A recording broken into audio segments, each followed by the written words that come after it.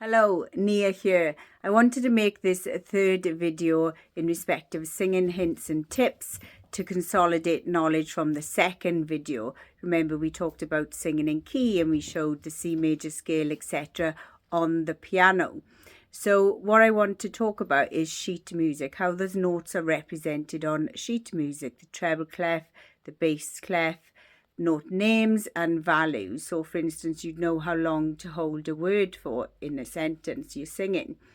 We look at time signatures, key signatures. We look at other types of sheet music like orchestral, drum. We'll show guitar, tab, bass.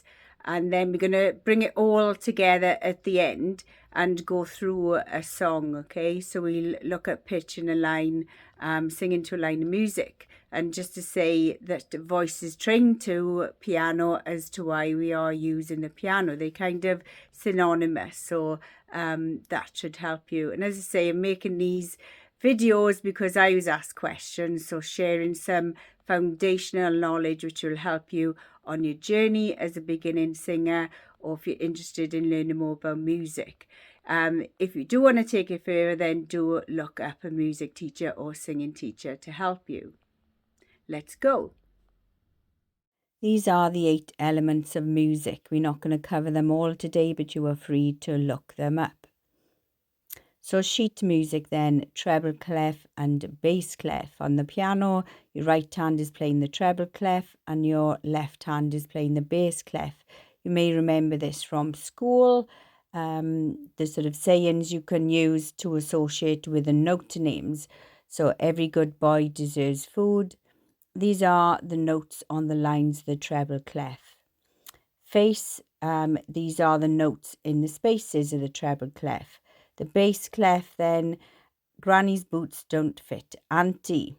So these are the notes on the lines, and all cows eat grass, the notes on the spaces. So it's handy to know the treble clef and the bass clef where these notes are. You will see on the grand staff the middle C, which we referred to in the last video when we looked at the C major scale. Note values and names then. We have a semi-brief which is held for 4 beats. So for example, 1, 2, 3, 4. A minim held for 2 beats. 1, 2. Crotchet for 1 beat. Then you got half and a quarter. So they are the names, the British names, and you have the American equivalents there. So in summary then, you can see the beats again per different note. And by the side of them are the rests, which you will see on sheet music.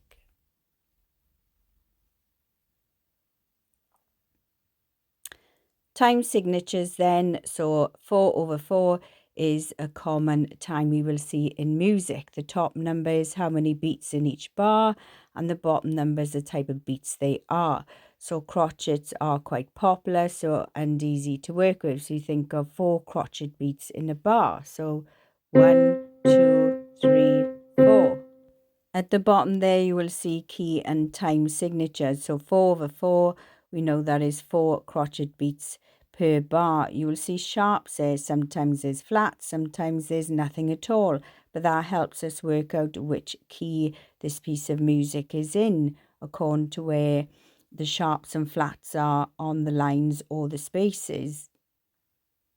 Dynamics then, we need to know how loud or how soft to play a piece, or whether the dynamics change if it gets louder or softer. There's your Italian terminology for those terms and the symbols that you may see on sheet music. Tempo then is the speed of a piece. Again, you can see some Italian terms there, allegro, andante, etc. Just to consolidate then, these are the different keys and their different sharps and flats. No pressure to learn these. This takes a long time learning all the different keys, which ones have flats, which ones have sharps. There is a formula for it. The circle of fifths, which I will not be going through in this quick and basic foundation run through of music. There is something you could go through with a music teacher.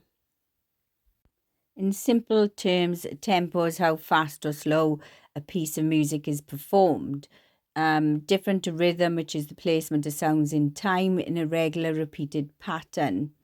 Tempo is generally measured in the number of beats per minute, where the beat is a basic measure of time in music. Rhythm can be thought of as a pattern of music in time. You can think about the human heartbeat. The heartbeat is a division of time. It can be fast or slow. It's tempo. It has a repeated pattern of sounds like lub dub, and that's its rhythm.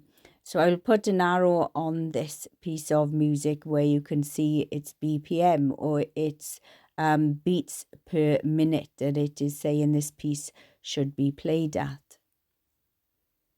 Just to briefly show you other types of sheet music. This is actually drum sheet music for the song Weak. Guitarists then commonly use tab or tablature. It's their interpretation of the clef, the sheet music. It is easier to read, and you can see there an explanation. Vertical lines represent each note in sequential order. Horizontal lines represent the string you pluck. Numbers represent the fret you are playing on. So these numbers and how the fret is set out there make it slightly easier than sheet music, and very handy and useful to learn guitar from Guitar Tab. There are basic guitar chords. You'll see these symbols above sheet music. So if you're singing and you have an acoustic guitar accompanying you, they may be playing chords like this. Or you may want to learn guitar yourself, and you'll probably start playing some of those basic chords. This is an example of bass tablature against the bass clef. This is an example of orchestral sheet music. So you can see all the different instruments there in the clefs. I've been lucky enough to sing with the BBC Welsh Orchestra, and it was a phenomenal experience, truly talented musicians. Just to bring us back then to some consolidation of learning, you can see this piece here, the beats per minute, 108. This has got one flat on the B, so B flat, so it is either a D minor or an F major song. We can see it starts on a D minor chord. There's D in the bass clef. You also look at the last note it ends on, which may help you work out the key as well. As I say, I'm not going through formulas to work that out today, but that is something you can do with a music teacher. Here's another one then, Leona Lewis, Bleeding Love. We can see the beats per minute is 104. Again, it has got a B flat, and I can tell you this piece is in F major, and it ends on a note of F. This is just the vocal sheet music, which I'm lucky enough to have. So let's have a look at this piece then, and just go through some notes of this with you. The notes then, keep is on the third space up, which is C. If you remember the FACE acronym, keep again on C. The second line up for bleed, that is every good boy deserves food, so that's a G. And the ing is on the F, and the love is on the F. So they are our notes, C, a G and an F. Now we have to work out the timing of these notes. So we have a quaver tied to a crotchet, so that's 1.5 beats. And we have a keep again, which is 1 beat. And we have a bleed, which is a quaver, 1 beat again, and a quaver. Okay, so keep, bleeding, love. So you can practice the rhythm to get it spot on, but the objective here is matching our vocals to this, to the timing of these notes, and then pitching in. So keep bleeding love, keep bleeding love, and then put it all together. Keep bleeding love. Okay, so you've actually pitched to these notes now, and feel free to sort of rewind and join in for that section.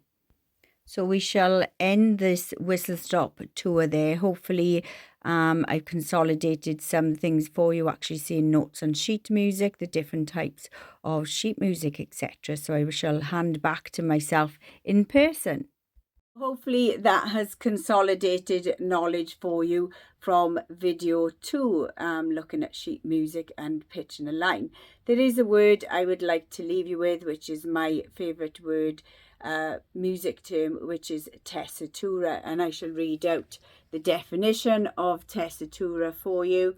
It's the general range of a melody or voice part, the part of the register in which most of the tones of a melody or voice part lie. It's the most acceptable and comfortable vocal range for a given singer. So it's not your complete range, your highest note, your lowest note.